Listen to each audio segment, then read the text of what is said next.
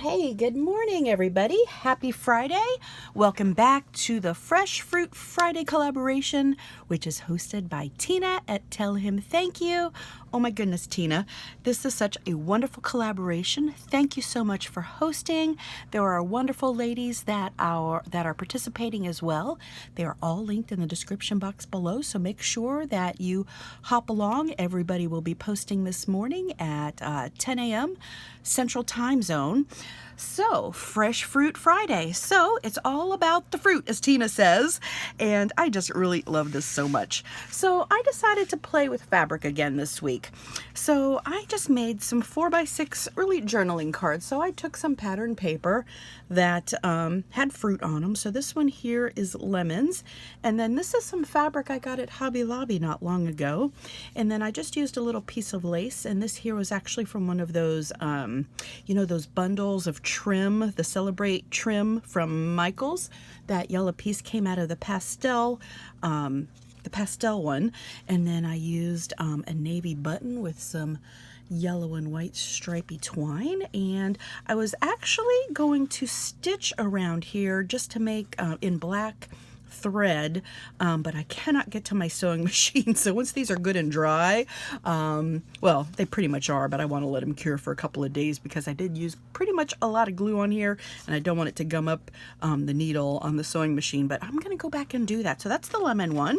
And then here is a watermelon one. I actually got this was a fat quarter at Walmart, and oh my goodness, are those watermelons so fresh looking and yummy. And then here is a little piece of ribbon. I've used a button and some of this green and white striped twine, and on the back we've got more watermelon. And then this one here, this fabric also came from Hobby Lobby. Oh goodness, I think I almost want to glitter up these lemons here. Aren't they pretty? Might go back and add some stickles to that. Then here is a nice yellow ribbon that I had in my stash. It does have a wired edge, but it didn't bother me. Usually I'm not a fan of that. Another green button with some more of that yellow and white stripy twine with some lemon paper on the back. So these are basically like journaling cards. And then, so I'm sitting there and I wasn't sure where I wanted to go from here after I made the journaling cards. Well, then I kind of had been playing with a thought about paper clips. So I was watching a video by Karla Frizzelle quite some time ago, and I've always kind of wanted to do this. So she made what you call like a paper clip bead.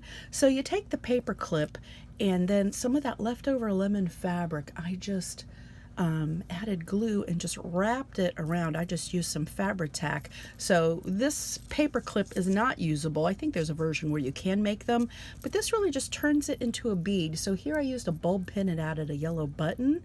Here I used a little, what do you call it, jump ring with a Tim Holtz word that says play.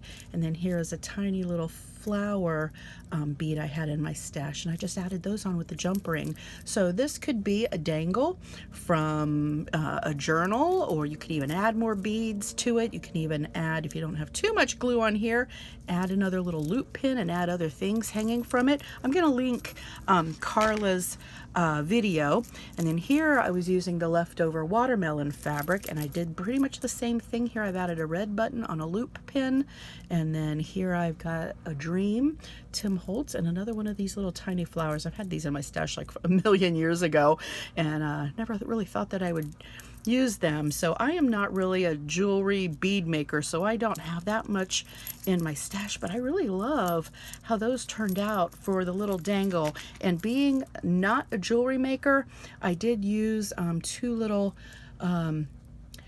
like flat-nosed screw or pliers kind of thing to just kind of twist these jump rings apart and put them back together. So that was not hard. And then that one, of course, was the little loop pin. And then I added this one. Here is another of the lemon paper or the lemon fabric left over. So I just added it to the top, just folded it in half and just added a little yellow twine. So that's super cute. And then this one here was the watermelon fabric. Here I added a button and just put the twine through to tie it on. And then I made two more of these little smaller paper clip beads. So this is the larger size and that's the smaller one. And I recently got some tassel paper clips at the Dollar Tree. So I took those, I took the paper clips off and added a jump ring there to add this tassel to these little beads. So that was more of the lemon fabric and the watermelon fabric. And then last but not least, I'm loving these paper clips by the way. So then last but not least, I have made these before using, oh my goodness, like the authentic, oh my goodness, Utopia paper. So this is a paper clip. It is a no snag hidden paper clip. So inside of here, you can see there's some copy paper and there's a paper clip in there. So this is that Prima Fruit Paradise collection. So as you can see, this here is, let me pull this off. This is just a piece of cardstock and this is a paper clip. So, that just paper clips right on, nothing to snag on. And so I used, again, that Fruit Paradise paper. So I did use some, I think this picked raspberry ink that I sponged around there and the bundled sage. I just really love this color. So I added a little bit of lace, a little eyelash trim under there, a little bit of pearls, and I did add some more stickles to my fruit. And I also like to add just a touch of stickles to the corner for a little bit of shine, because sometimes, you know, it was kind of more plain around here, so I wanted to tie in that glitter bit, and it just takes just a touch, and it just puts a little bit of shine on there. All right, so I'm going to leave the link to Karla Frizzelle's video where I saw her make these paper clip beads, and then for this one I saw on Maddie at Spectrum Arts channel, and I'm going to leave the link below. Okay, so here is another paper clip, but I have not added the paper clip on the inside. So I cut my strip of paper to about 3.5 inches by 8.5 inches, and then as you can see, I had to fold it a few times because I did not have my fruit was not directional. And then I want to leave a little bit of it lower because it's easier to add onto your projects if these are not even.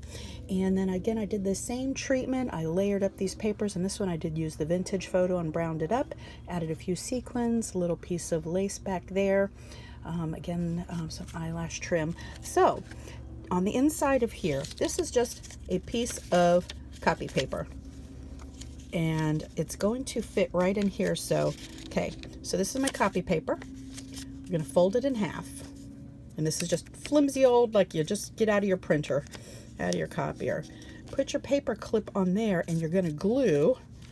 I like to do it one side at a time. I'm going to put this in here and then glue on this side, and then close it and glue on the other side. Now, you also want to make sure you don't have any glue seepage, otherwise you can glue the whole thing together. So sometimes it's good to put a piece of wax paper in there, and that is what creates that hidden paper clip in there, and then it won't get snagged on anything. All right, so it's pretty much, again, about the paper clips, and definitely all about the fruit, and then a few journaling cards. I hope everybody has a great day. I've got a little coffee here. I've got to go get ready for work. So everybody have a wonderful Friday. Check out all the other ladies, and once again, thank you, Tina, so much for hosting such a wonderful challenge. You guys take care, and until next time, would definitely appreciate a thumbs up. Thanks again.